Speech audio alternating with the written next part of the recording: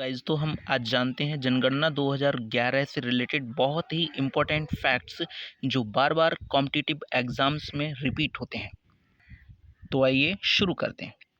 देखिए, प्रथम जनगणना भारत में 1872 में लॉर्ड मियो के द्वारा कराई गई थी, लेकिन आपको बता दें कि यह जनगणना नियमित जनगणना नहीं थी।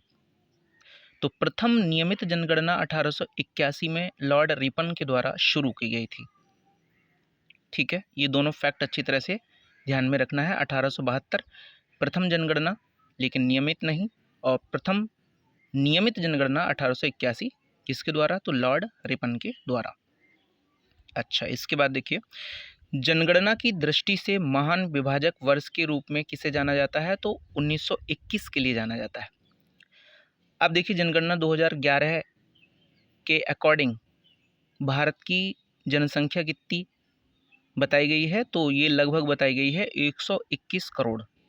लगभग कितनी बताई गई है? 121 करोड़, जिसमें से लगभग 62 करोड़ तो पुरुष हैं और लगभग 59 करोड़ स्त्रियां हैं। अब अगर परसेंटेज की बात कर लें तो 121 में कितने परसेंट पुरुष हैं? तो ये 52% पुरुष हैं और स्त्रियां इससे कम है, लगभग 48%। ठीक है, ध्यान में रखना, लगभग इन दोनों के बीच में परसेंटेज में 4% का अंतर है। ठीक है, 52% पुरुष और 48% स्त्रियां। साक्षरता की बात कर लें तो पुरुष साक्षरता लगभग भारत में 82% पाई गई और स्त्री साक्षरता लगभग 65% पाई गई।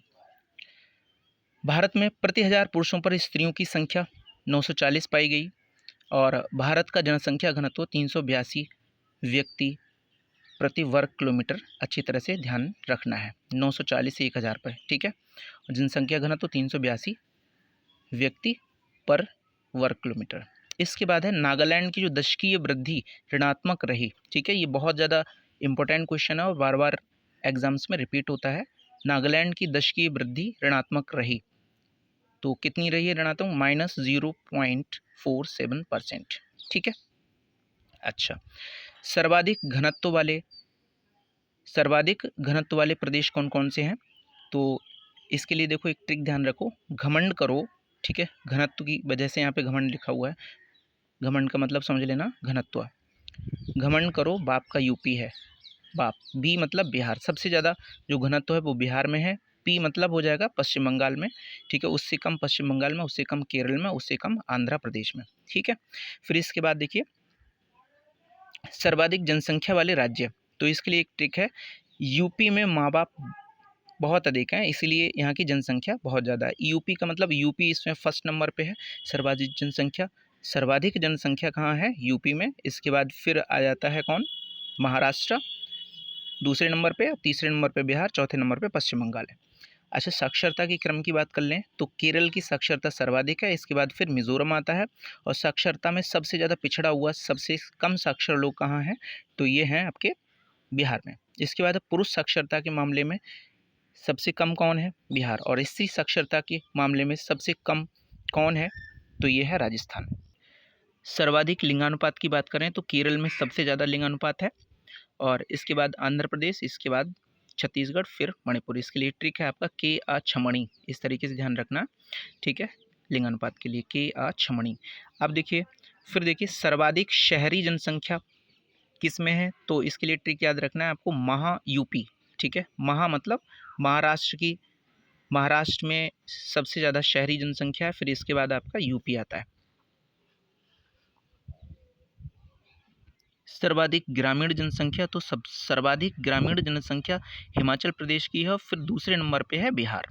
सर्वाधिक जनसंख्या वाले शहर की बात करें तो MDKC, ध्यान में रखना, MDKC। तो मुंबई, इसके बाद दिल्ली, इसके बाद कोलकाता और इसके बाद चेन्नई। सर्वाधिक शहरीकृत कौन है? तो यह है मुंबई। अच्छा, सर्वाधिक जनसंख्या व जनसंख्या घनत्व वाला केंद्र शासित प्रदेश, तो ये दिल्ली है। ध्यान रखना, ये जनसंख्या के मामले में भी सबसे ज़्यादा है और इसके बाद जनसंख्या घनत्व के मामले में भी सबसे आगे केंद्र शासित प्रदेश है, वो है दिल्ली। सबसे कम जनसंख्या और सर्वाधिक साक्षरता, यानी कि जहाँ पर सबसे कम जनसंख्या हो और सबसे अधिक साक्षरता हो, तो ऐसा केंद्र शासित प्रदेश है लक्षद्वीप। इसके बाद है सबसे कम साक्षरता वाला केंद्र शासित प्रदेश कौन है? तो सबसे कम साक्षरता वाला केंद्र शासित प्रदेश है दादर एवं नगर हवेली। सर्वाधिक लिंगानुपात वाला केंद्र शासित प्रदेश की बात करें तो ये है पुडुचेरी। तो आपको अगर हमारी वीडियो पसंद आई हो तो इसे लाइक करें, शेयर करें और हमारे चैनल को सब्सक्राइब करें। Thank you.